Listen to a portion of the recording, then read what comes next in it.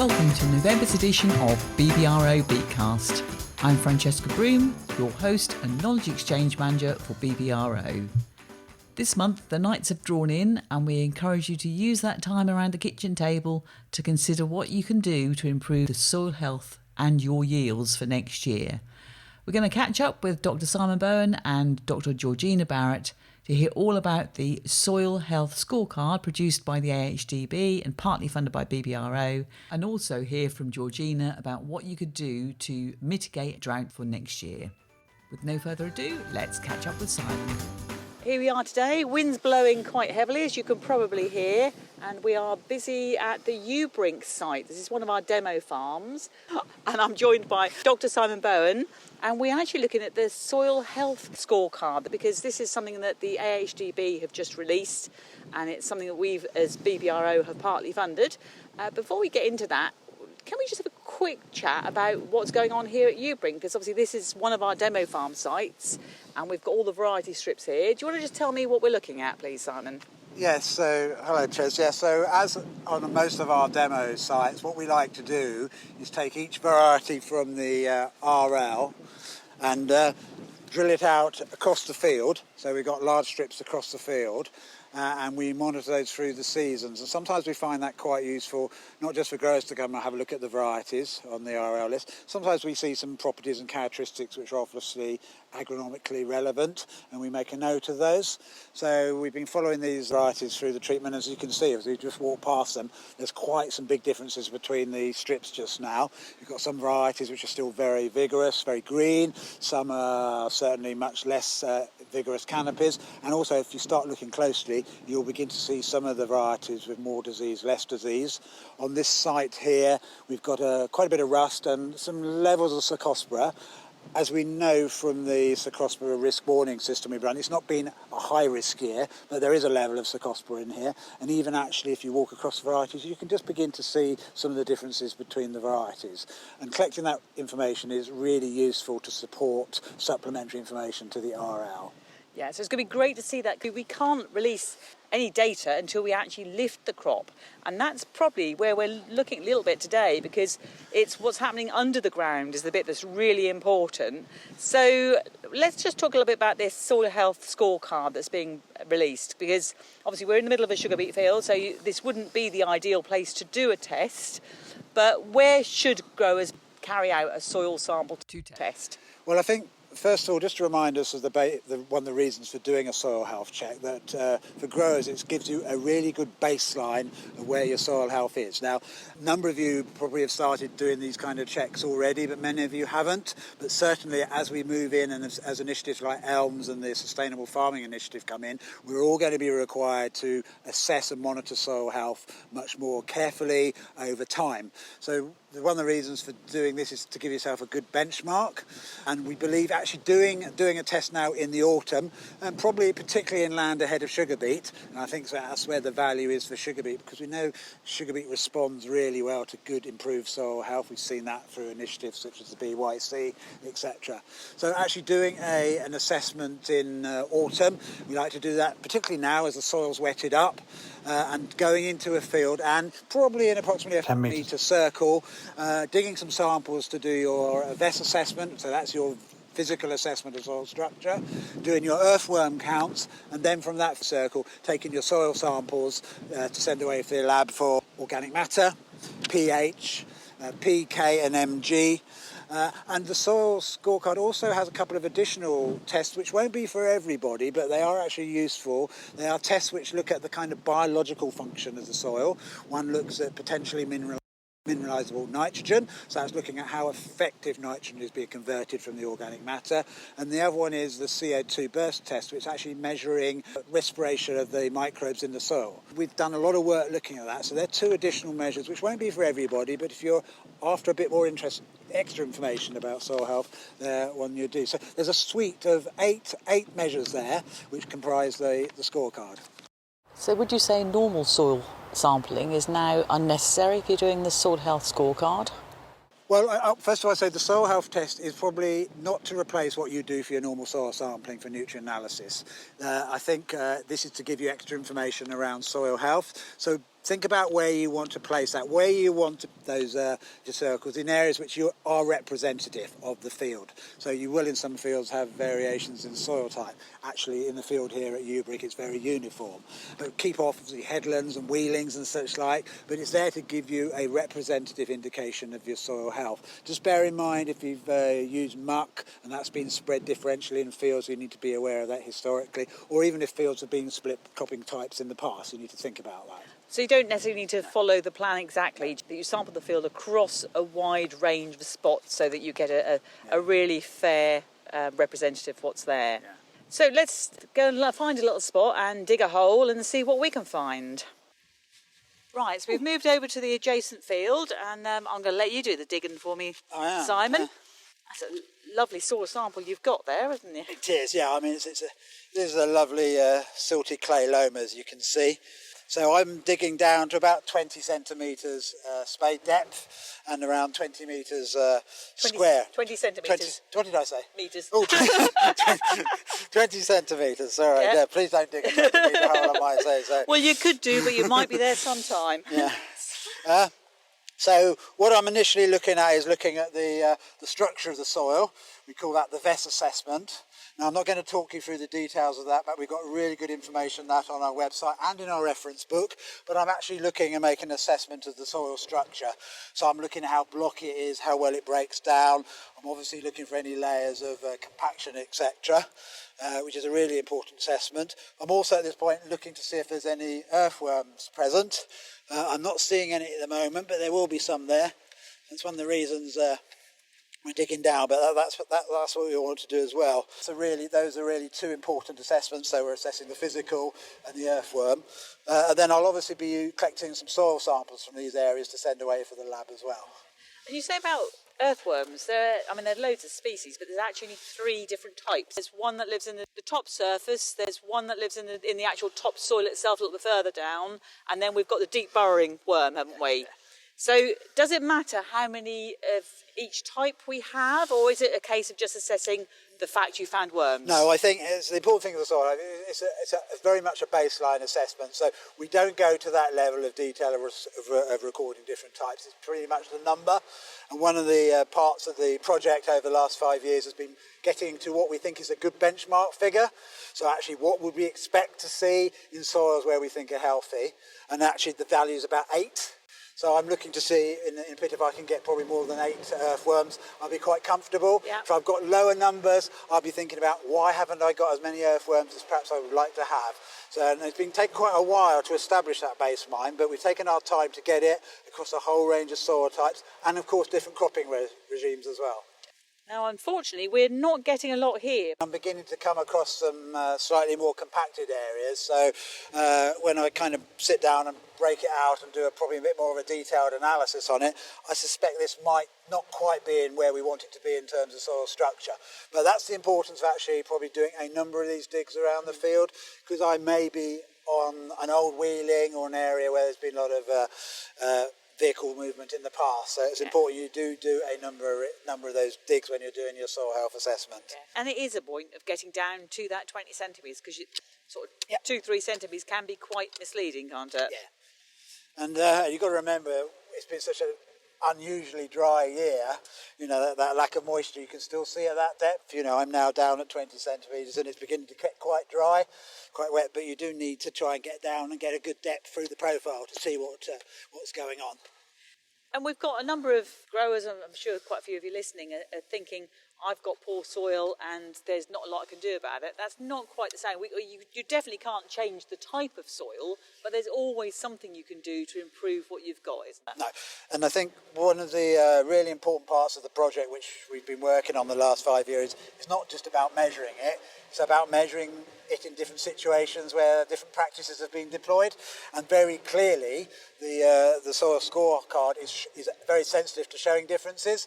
So if I just pick out a couple of examples, if we go to land with and without manure. You can see quite a big difference in the scorecarding. So things like the VES, the physical structure, earthworms, soil organic matter, and the biological activity. If you remember, I was talking about that carbon dioxide thing, often much higher. So it goes to show where that manure has been used, it's much healthier, and the scorecard tends to validate that, so it's kind of useful.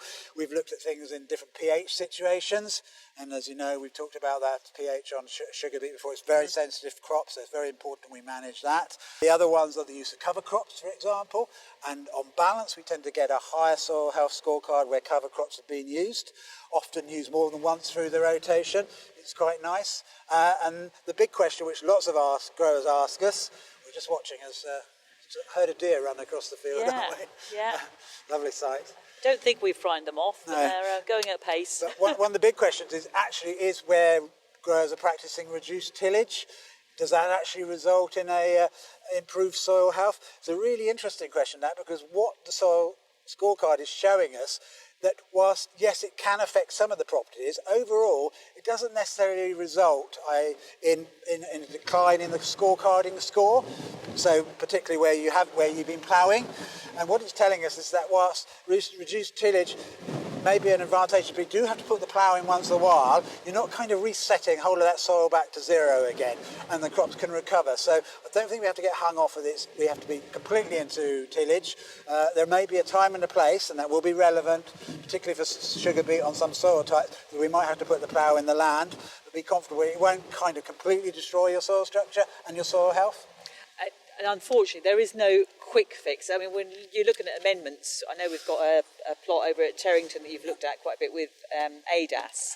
And we're looking at long term, aren't we? 20-odd years to see a real difference. And I think that's the same with use of cover crops as well.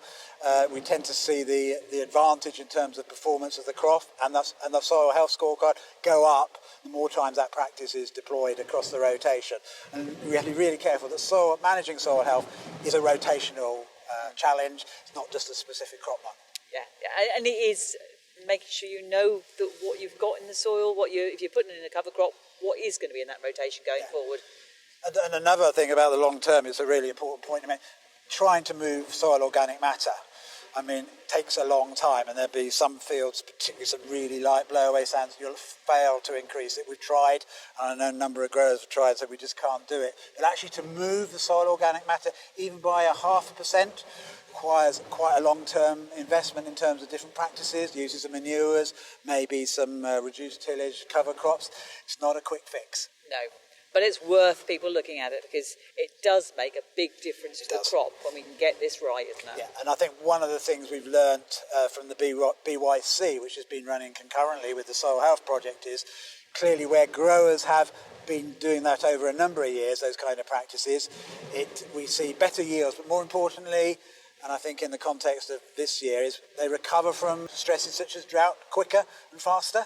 And often the recovery of a soil, following an event such as the summer drought we've had, is obviously more important. And healthier soils definitely do that faster and more effectively, more efficiently. And they'll be easier to manage as well, easier to get your seed bed and everything else in. Absolutely, so it really should be the first thing that people look at when they're going into a field is what's the soil health like, and then how do I best farm this in future. Absolutely, Jess.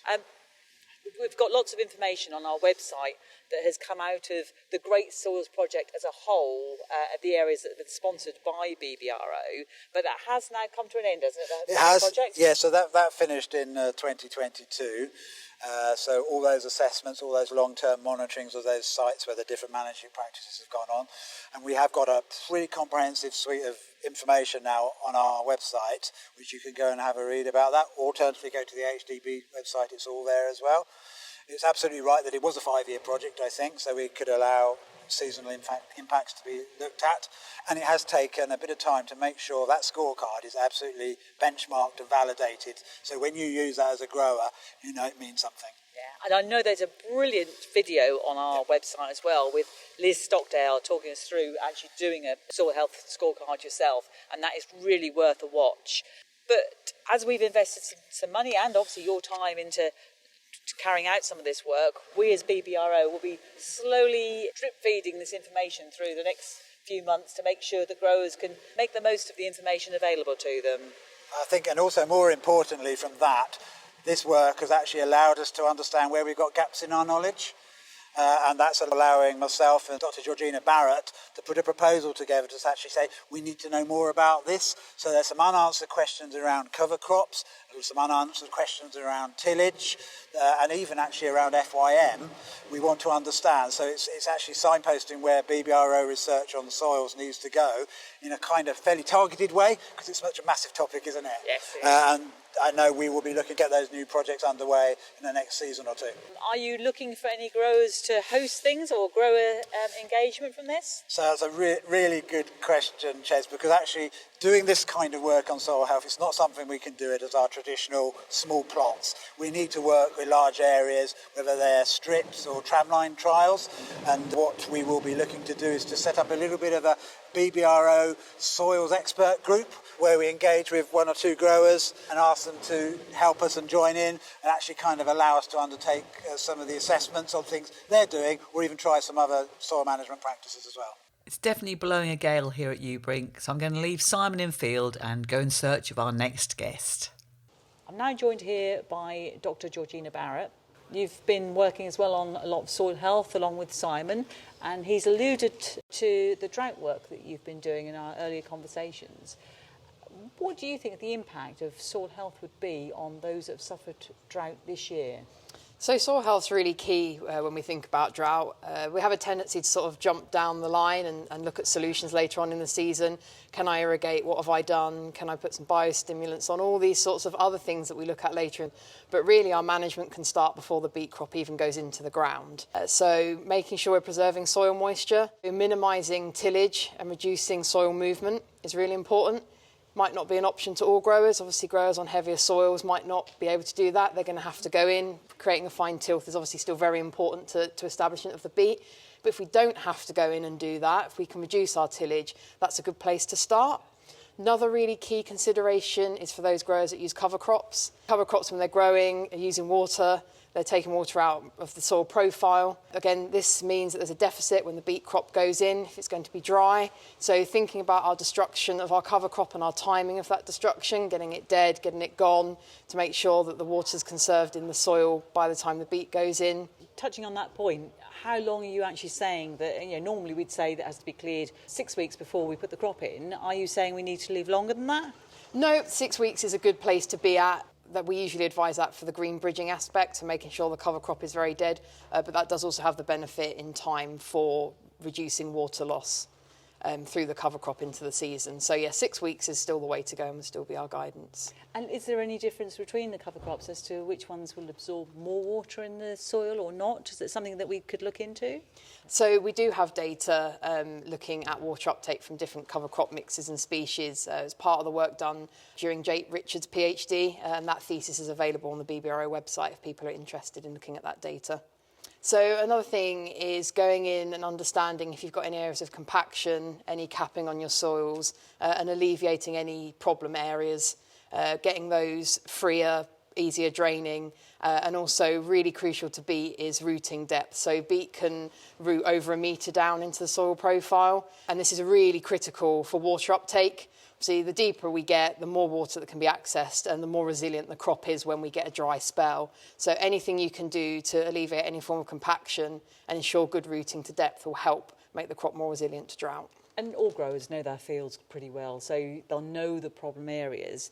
Often it's a case that they don't have the time to do, they think go in, do the whole field, but that's not necessary, is it? No, it isn't. You can see even in previous crops, as you said, people know the history of their fields.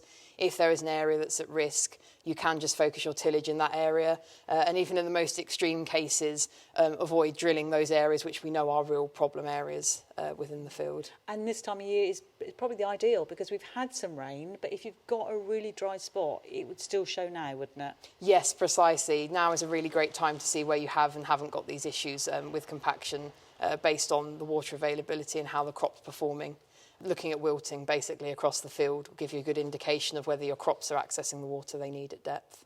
So I think probably the message to the growers is yes, we've got drought, and with climate change, we're going to have it more often. So, get out there now, start assessing your soil and making some changes. Yeah, definitely. I think a really positive note with sugar beet is the crop does perform relatively well under drought compared to some other species in the rotation. And so a little change can make a big difference to the performance of the crop when it comes to drought and resilience. Yeah, so thank you very much for joining me, Georgina. Thank you very much, Ches. As mentioned, more details of the topics we've discussed are available on the BBRO website, the soil health bit being under Soil Matters.